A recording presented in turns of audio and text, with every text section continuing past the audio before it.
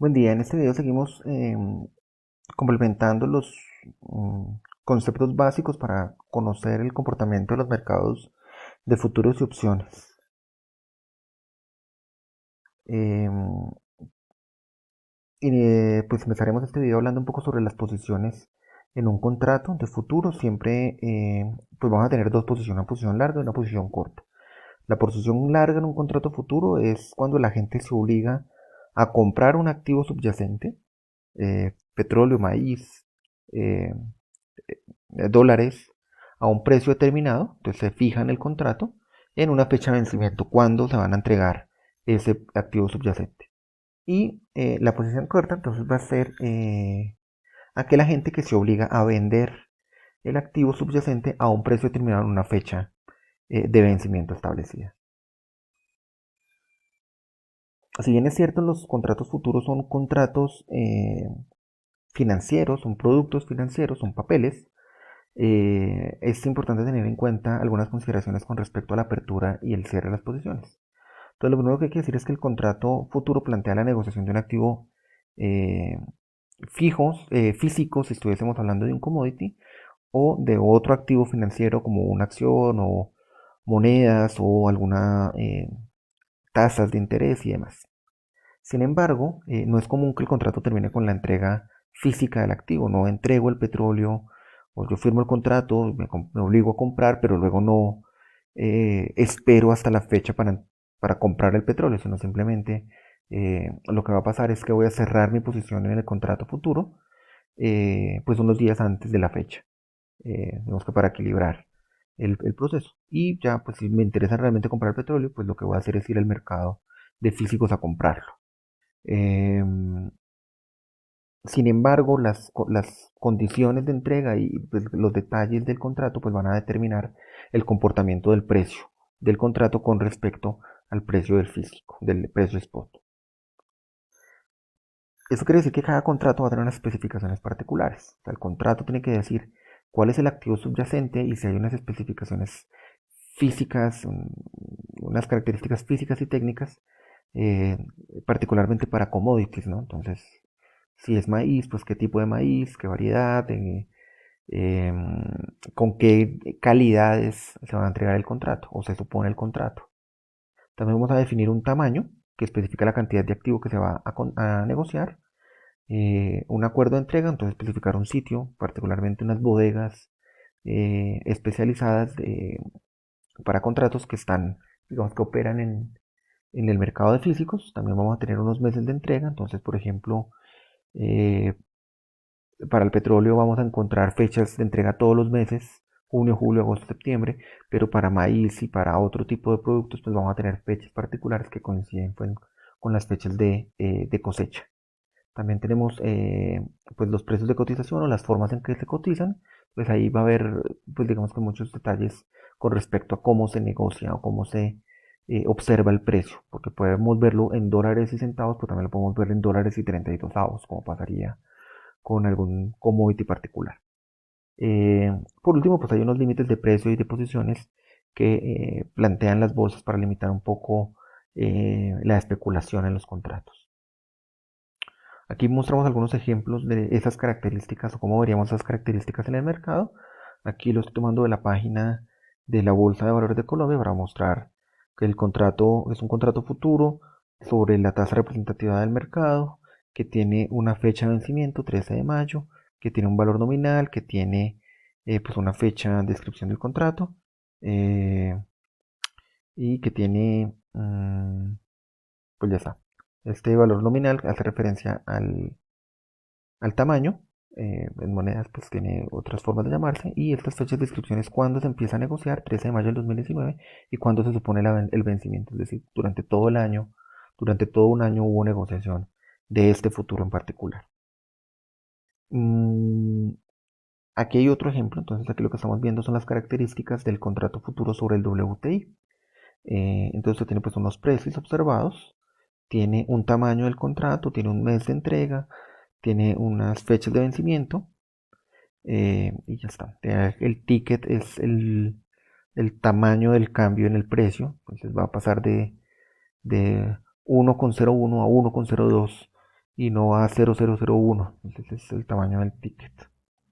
Aquí tenemos un tercer ejemplo para verlo desde la Bolsa Mercantil de Chicago. Y es como lo presenta finalmente, por ejemplo, para maíz, que va a tener lo mismo, un tamaño, una forma de contratación. Miren, aquí está, dólares, centavos por bushel. Entonces, bushel es una medida de, de peso que luego tiene unas equivalencias con respecto al kilo y a la tonelada. Entonces, cada vez que yo observo el precio del maíz, pues lo va a mostrar en centavos. Hay unas fechas de negociación, unas horas de negociación, hay un precio mínimo y pues hay digamos que unas especificaciones particulares. Cada contrato las va a tener. En, en términos teóricos nos va a interesar entonces es analizar más el comportamiento del precio que esas características específicas. Eh, Aquí lo que estamos viendo entonces es el análisis de la convergencia de precios futuros con respecto al spot. Entonces lo que va a pasar es que a medida que se aproxima el periodo de entrega de un contrato futuro, el precio futuro va a converger a su precio spot. Entonces lo que está pasando es que yo hoy en T1, aquí en este punto particular, tengo dos observaciones. Una del precio físico y una del futuro que se entrega en este momento. Entonces el futuro es un contrato, un producto financiero, y el petróleo o el maíz o el commodity o el activo subyacente es otro activo. Entonces hoy pues estoy viendo ese comportamiento, estos precios. Pues el precio del petróleo que me van a entregar aquí en T2 es tanto y hoy el precio es tal. Entonces lo que vamos a ver a lo largo del tiempo es que a medida que se acerca el tiempo de la entrega, el precio del futuro se va a empezar a aproximar al precio spot. Bien sea que el precio del futuro esté por encima o bien sea que el precio del futuro esté por debajo. Eso en la práctica, ¿cómo se ve? Eh, la línea azul representa el precio que se observa cada uno de los días desde el 17 de abril hasta el 1 de mayo, el precio spot, el precio en el mercado, el precio del mercado de los físicos. Pero resulta que este 17 de abril yo puedo observar el precio spot, pero también puedo ver el contrato que se va a entregar en junio y el contrato que se va a entregar en agosto. Entonces fíjese que el contrato que se va a entregar en agosto pues está mucho más lejano al precio spot que el que se va a entregar en julio, porque pues está más cerca la fecha de entrega. A medida que se acerca la fecha de entrega, el comportamiento del precio del spot se va moviendo de una forma y el contrato futuro empieza a acercarse al precio spot, tanto que al final, cuando ya está a punto de entregarse, eh, digamos que cuando ya está cerca en la entrega, pues el precio del contrato termina siendo casi el mismo que el spot. Pero, por ejemplo, para el que se va a entregar en agosto, pues todavía a este corte faltan 2 meses para la entrega y pues todavía hay una diferencia allí. A medida que nos acerquemos a agosto, pues este precio se va a acercar a este. A eso es a lo que llamamos la convergencia del precio del futuro y el spot. Luego vamos a tener las cuentas al margen, que es otro concepto importante, que pues termina siendo una garantía en la operación, porque como las dos posiciones están obligadas, la larga y la corta están obligadas al manejo, a comprar y a vender el activo, pues ambas tienen posibilidades de perder. Entonces lo que hace la Cámara de Riesgo Central de Contrapartes es administrar una cuenta que se llama una cuenta al margen que permite garantizar que la posición que está perdiendo mantenga recursos para pagar la pérdida y pues digamos que así se va a manejar. Luego vamos a ver un video que nos permite hacer la simulación de este concepto. Mm, Lo otro que hay que estudiar en este comportamiento de contratos futuros es la estructura de pagos. Entonces, volviendo a nuestro ejemplo del industrial de cerveza, eh, lo que vamos a decir es que el industrial de cerveza espera comprar la cebada dentro de un año a $125. Su costo de producción se proyecta a ese precio. Si dentro de un año la cebada toma un precio por debajo de $125, pues significará que el industrial un beneficio porque reduce sus costos de producción.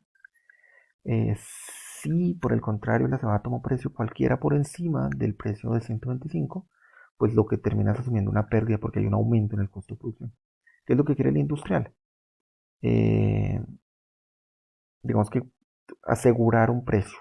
Y entonces aquí el industrial lo que vamos a decir es que está en una posición corta en la cebada, no en el contrato futuro, en la cebada.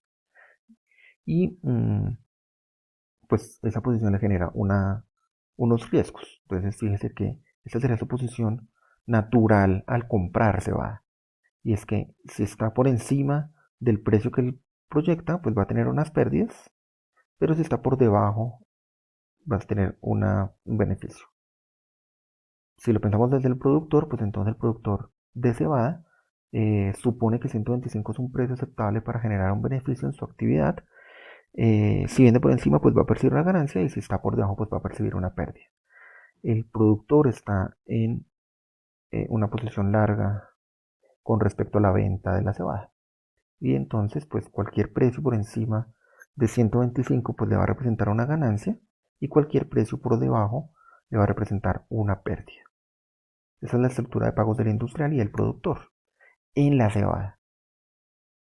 ¿Cómo sería la estrategia de cobertura para cada uno de los agentes? Pues lo que queremos es que tanto el industrial como el industrial compre a 125 y el productor venda a 125. Entonces lo que va a pasar es que el productor de cebada, que está largo en la cebada, se va a poner corto en el futuro.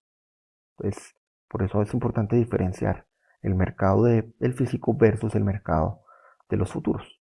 Entonces, el productor se pone corto en la posición, se pone corto en el futuro. Para asegurar que el precio neto que reciba sea de 125, entonces toma la posición corta en el contrato futuro por la cantidad que espera producir y con la fecha de vencimiento que espera la cosecha. Entonces dice que este podría ser los comportamientos del spot, ir de 125 a 135, podría ser cualquier precio a la hora de vender. Lo que él espera es que reciba 125 en cualquier escenario, y entonces, si él espera recibir a 125 y el precio de la cebada está en 115, pues le va a significar una pérdida. Y entonces, en su posición natural, largo en la cebada, pues va a perder si el precio está por debajo, pero luego en la posición corta en el contrato, pues va a compensar la pérdida. A la final, lo que va a percibir que su precio o que lo que recibe realmente va a ser de 125. Recuerde que pues a la final lo que va a pasar aquí es que eh, esto es una percepción. Luego recibe 115 por vender su cebada, más 10 que ganaría en el contrato futuro, recibiría 125. ¿Qué pasa si está al otro extremo? Pues que va a vender a 135 en la cebada, pero luego en el contrato futuro va a perder 10. Y entonces lo que va a percibir realmente es 125. Estos dos columnas que tenemos aquí pues son apenas informativas. Lo que él espera recibir y pues lo que percibiría si no tuviera la cobertura. ¿Qué pasa para el industrial? Pues el industrial está corto en la compra de la cebada, pero entonces se va a poner largo en el futuro. De esa forma lo va a cubrir. Lo mismo entonces, si el precio spot está a 115 y si no tiene cobertura, pues esperaría comprar a 120 y pues estaría súper porque estaría pues comprando $10 por debajo del precio que espera. Pero si está a 135, pues no estaría tan contento porque tendría que comprar más caro, 10 de lo que espera.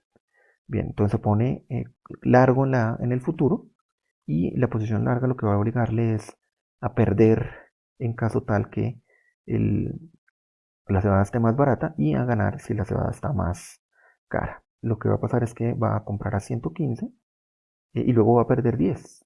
Y eso le va a significar entonces que realmente está pagando 125. Paga 115 por la cebada, pierde 10 en el contrato y está a 125. Si estuviese en el otro escenario, compraría a 135, pero luego gana 10, entonces paga 135 por la cebada, recibe 10 por el contrato y termina realmente pagando 125. Hasta ahí entonces este video conceptual. Nos veremos en la próxima. Muchos éxitos.